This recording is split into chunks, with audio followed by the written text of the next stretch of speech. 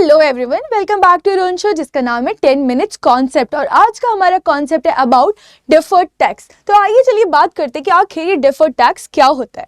देखिए क्या होता है ना कि जो हमारी कंपनीज होती है, यहाँ पे जो हमारी कंपनीज है इनको करना पड़ता है अपना बुक्स ऑफ अकाउंट प्रिपेयर करना पड़ता है, जिसमें ये प्रिपेयर करती है अपनी फाइनेंशियल स्टेटमेंट्स। तो हमारे यहाँ दो रेगुलेटरी बॉडीज है, ठीक है, जो कंपनी के फाइनेंशियल स्टेटमेंट्स पे होल्ड करना चाहती है कि कहीं ये कुछ फ्रॉड ना कर दे, कहीं ये कुछ ना बहुत बड़ा मिस प्लेस कुछ अपने बड़े बड़े आइटम्स को ना करवा दे। तो इसलिए यहाँ पे क्या होता है, हमारी दो बड़ी बॉडीज आती हैं जो इन पे पूरा रूल्स एंड रेगुलेशंस रखती है। एक तो हमारी होती है income tax department. Income tax department इनके ऊपर पूरे चार्जेस क्रिएट करते हैं कि कैसे आपको अपना अकाउंट प्रिपेयर करना है, कौन कौन सी चीज़ें जिन पे टैक्स लगेगा। तो ये यहाँ पे यूज़ करते हैं अपना इनकम टैक्स एक्ट जो कि है 1961। इसके हिसाब से इसमें इनकम टैक्स रूल्स यूज़ करके, जो कि 1962 है, इन कंपनीज को बताती है कि आपको आखिर कैसे अपने बुक्स प्रिपेयर करने हैं और कैसे आप पे टैक्स लगेगा। उसी के साथ आती है साइमल्टेनियसली हमारी दूसरी रेगुलेटरी बॉडी जो कि है हमारी मिनिस्ट्री ऑफ कॉर्पोरेट अफेयर्स। जो ये मिनिस्ट्री ऑफ कॉर्पोरेट अफेयर्स है, ये भी कहती है कि आप जो अपनी बुक्स बनाते हैं ना उसको आप कैसे प्रिपेयर करेंगे, उनको भी आपको रूल्स एंड रेगुलेशंस के हिसाब से प्रिपेयर करना है। और वहां पे आपको यूज करना है कंपनीज एक्ट 2013। तो जब ऐसे दो अलग अलग एक्ट बन गए हैं, ठीक है, फिर एक जो कंपनीज है, एक तो इनको बुक इधर भी देनी पड़ती है और एक बुक इनको ये इनकम टैक्स वालों को भी देनी पड़ती है। एक बुक इनको इनकम टैक्स वालों को देनी पड़ती है और एक बुक साथ ही में ये कंपनीज एक्ट के हिसाब से भी प्रिपेयर करके मिनिस्ट्री ऑफ कॉर्पोरेट अफेयर्स को देनी पड़ती है। तो क्या होता है, जब कुछ एक्ट्स और कुछ जो इनके रूल्स एंड रेगुलेशंस है, वहां पे क्या होता है कि कई चीज़ों के हमको अगर इनकम टैक्स में हमें क्या मिलता है, डिडक्शन, तो वो डिडक्शंस हमें हो सकता है कॉर्पोरेट अफेयर्स के जो कंपनीज एक्ट है वहां पे नहीं मिलता हो। तो इसके कारण क्या होता है, जो कंपनी है उसको दो टाइप से बुक प्रिपेयर करनी पड़ती है। एक तो एज पर उनको इनकम टैक्स एक्ट और एक तो एज पर उनको कंपनीज एक्ट, जिसके कारण इनको आ सकता है जब टैक्स कैलकुलेट करेंगे वहां पे डिफरेंस। तो वो जो एक डिफरेंस आता है टैक्स में बिकॉज ऑफ यूजिंग दो अलग अलग रूल्स एंड रेगुलेशंस, इसमें जो आएगा डिफरेंस जो टैक्स है, तो इससे क्या होगा कि फ्यूचर में कंपनी को हो सकता है ज़्यादा टैक्स देना पड़ जाए एज कम्पेयर टू आज, बिकॉज हो सकता है कि इनकम टैक्स एक्ट उसे आज डिडक्शन दे रहा हो और साथ ही में कंपनीज एक्ट उसे ना दे रहा हो। तो इससे क्या होगा, जब फ्यूचर में जाके इनकम टैक्स में देंगे तो यहाँ पे उस टाइम कंपनीज एक्ट देने से मना कर देगी। आइए लेते हैं जैसे एग्जाम्पल, जैसे कि डेप्रीसिएशन। एग्जाम्पल में लीजिए डेप्रीसिएशन।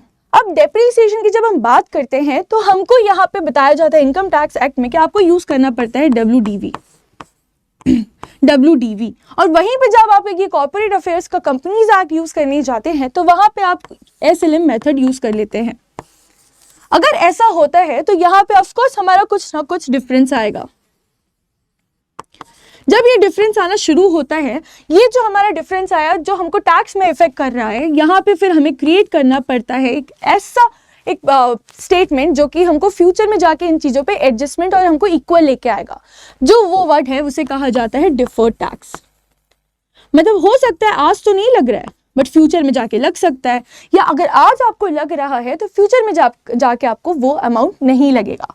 तो ये सारी बात होती है डिफर्ड टैक्स की। चलिए अब हम बात करते हैं इसके फुल फ्लेज मीनिंग में जाके कि द टैक्सेबल इनकम, हमारी टैक्सेबल इनकम कौन सी, जो इनकम टैक्स एक्ट के अंदर हमें बताई गई है। एंड अकाउंटिंग इनकम वो वाली इनकम जिसमें हमने कंपनीज एक्ट 2013 लगा के निकाला गया है, may not be same as the taxable income is calculated in accordance with tax laws. Why जो हमारी अकाउंटिंग इनकम है वो कैलकुलेट कैसी होती है, by applying the accounting policies.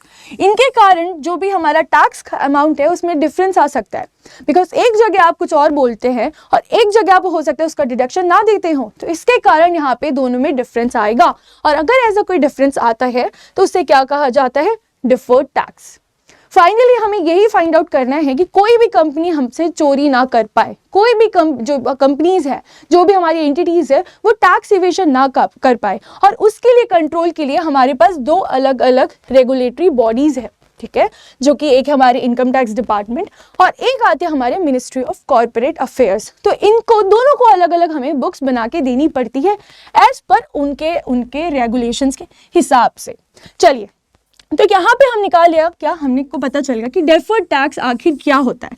Deferred tax हमारी जो भी अकाउंटिंग इनकम है और जो भी हमारी टैक्स की हमारी वैल्यू है, उसमें जो हमको डिफरेंस आता है वो होता है हमारा डिफर्ड टैक्स, ठीक है। तो डिफर्ड टैक्स भी फर्दर दो चीजों में डिवाइड किया जाता है।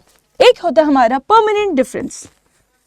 ये जो डिफरेंस होता है ये कभी भी आपका रिवर्स नहीं हो सकता है, ठीक है। अगर आपने ऐसा कुछ काम किया है डिफर्ड परमानेंट डिफरेंस वाला, जैसे कि आपको भी एग्जांपल आगे बताऊंगी क्या होता है, अगर आपने वैसे कोई आपने अपनी एंट्रीज की है या फिर आपने ऐसा कोई ट्रांजैक्शन किया है, तो जो है हमारी डिफर्ड टैक्स यहाँ पे आपको कभी भी उसको रिवर्स करने का चांस नहीं देती है। वेयर इज जब हम बात करेंगे टाइमिंग डिफरेंस, ये अभी जस्ट टेम्पररी डिफरेंस है जिसको आप फ्यूचर में जाके रिवर्स करके आप रेक्टिफाई कर सकते हैं। तो अब बात करते हैं हम timing difference and permanent difference की। तो चलिए यहाँ पे हम पूरे फुल फ्लेश बात करेंगे। फर्स्ट होता है हमारा परमानेंट डिफरेंस एंड सेकेंड है हमारा टाइमिंग डिफरेंस। तो पहले बात करते हैं हम लोग परमानेंट डिफरेंस की, जो कि है permanent difference originate in one period and do not reverse. ये कभी भी जाके रिवर्स नहीं होता है, ठीक है। एग्जाम्पल देखिए, जैसे कि fines and penalties paid to governments for violation of the law. अब ऐसी हरकत आपने कर दी है कि गवर्नमेंट को आपके ऊपर फाइन्स एंड पेनल्टी लगानी पड़ गई, तो ऐसे में गवर्नमेंट बोलेगी कि इसका आपको जाके रिवर्सल नहीं मिलेगा, कि आपको इसको टैक्स बचा ले आप इसको यूज करके। तो जब ऐसी चीजें होंगी तो वो क्या होगा, हमारा परमानेंट डिफरेंसेस। और वही बात करते हैं अब टाइमिंग डिफरेंस की, जो कि है timing difference originate in one period and are eligible for reversal in subsequent periods. अगर आज आपको छूट मिल गई है तो आगे जाके वो उन पे टैक्स लग जाएगा, और अगर आज टैक्स लग गया है तो आपको वो आगे जाके उस पर टैक्स से सेविंग करा दी जाएगी, ठीक है। जब ये ऐसा सीन होगा तो उसे कहा जाएगा टाइमिंग डिफरेंस या फिर हमारा टेम्परेरी डिफरेंस। और यहाँ पे एग्जांपल आता है हमारा डेप्रिसिएशन। जैसे एक जगह आपको बोल दिया जाता है इनकम टैक्स में कि आपको यूज करना है WDV, और वहीं आपका जब आता है कंपनीज एक्ट तो वहाँ बोल दिया जाता है कि आप यूज कर लीजिए क्या SLM। तो जब आप ये डेप्रिसिएशन का अमाउंट निकालेंगे तो वहाँ पे आएगा आपको हमेशा कुछ ना कुछ डिफरेंस।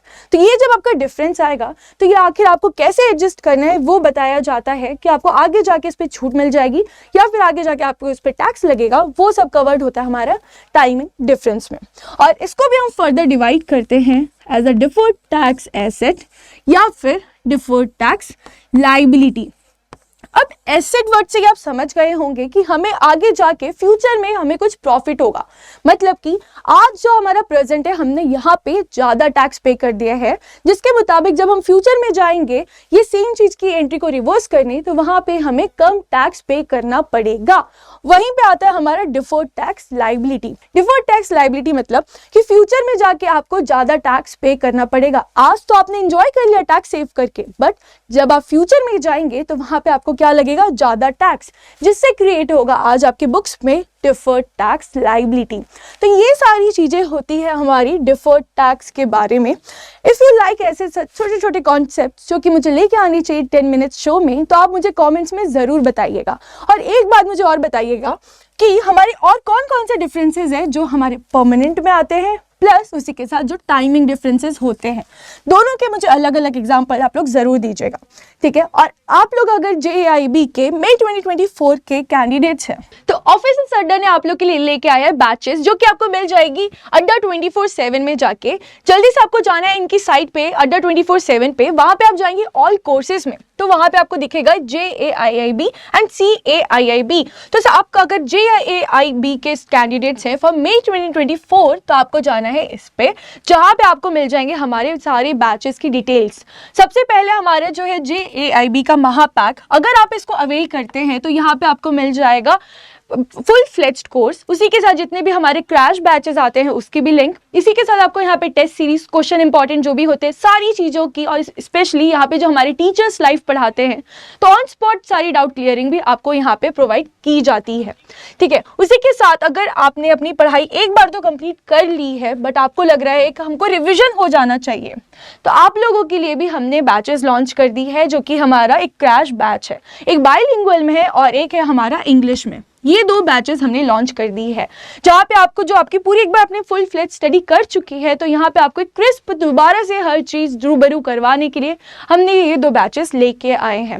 और अभी आप देख सकते हैं जैसे यहाँ 78% का डिस्काउंट है, but if you use code Y895 तो आपको यहाँ पे डिस्काउंट मिल जाएगा टोटल 81% का, जो कि है हमारा लिमिटेड ऑफर के लिए। तो जल्दी से आप लोग जाइए, ये बैचेस में अवेल कराइए, रजिस्ट्रेशन लीजिए, बिकॉज अगर आप लेट करेंगे तो आपको केवल 78% ही मिलेगा। अभी के लिए ऑफर है हमारा 81% का if you use code Y895। Thank you.